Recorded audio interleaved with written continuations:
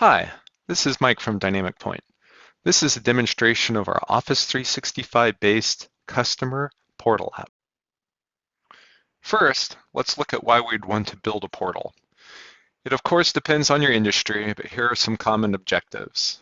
Managing company information, sharing contracts and managing contract renewals, order entry and fulfillment status, sharing inventory and product details, payment processing, and lastly, help desk. Next, let's look at the building blocks of a portal. It may include some or all of these various features: self-service, document sharing, community and social features, dashboard, data analytics and reporting, feedback and survey forms, workflow and business automation, user authentication and security. We can meet nearly all of these portal requirements using Microsoft 365 SharePoint sites. The DynamicPoint portal app can be added to any site and securely incorporate real-time data from an ERP or other data sources. So in summary, use what you already own, Microsoft 365, add DynamicPoint portal app for data integration, and the result is a flexible and scalable customer portal. It's time to look at some sample portals. We are going to review three types of customer portals. The first is just a basic customer portal. The second will be geared towards a service organization, and the last will be geared towards a manufacturing or distribution company. Looking at the first one, here I have the ability to look at my existing orders, create new orders, view and pay invoices, create returns. If I keep scrolling down, you can see I have the ability to look at a discussion board as well as complete a customer satisfaction survey. Couple other items, managing my company information as well as contracts.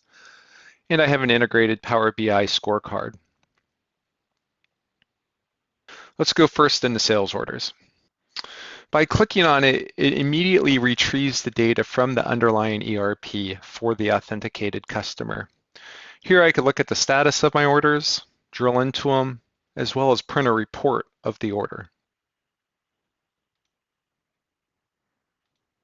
I'm also featuring the ability to create new orders.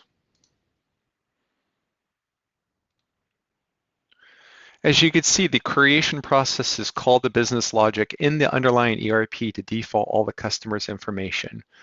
From here, they could directly add line items to the order. Next, let's look at invoices.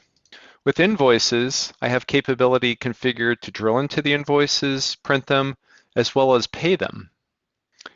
Here I could select as many invoices as I want and pay them directly.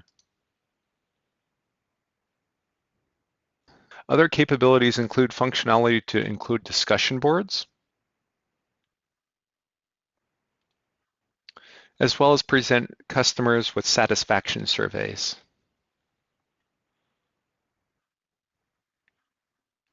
Moving forward to my service portal. Service portal is more geared towards a service organization.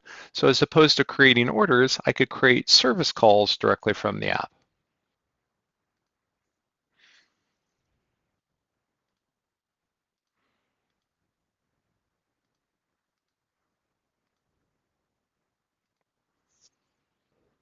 Again, all of the data is directly interfaced and created in a real-time fashion with the underlying ERP application.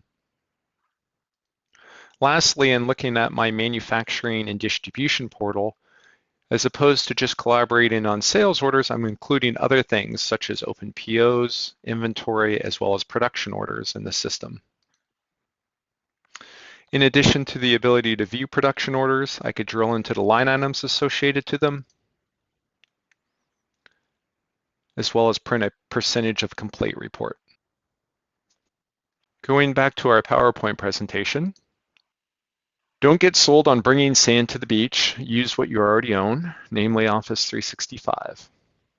Lastly, we will end with more information on our product and ERP integrations, which could be found at dynamicpoint.com, the ability to schedule a demo, as well as a contact us. Thank you so much for joining.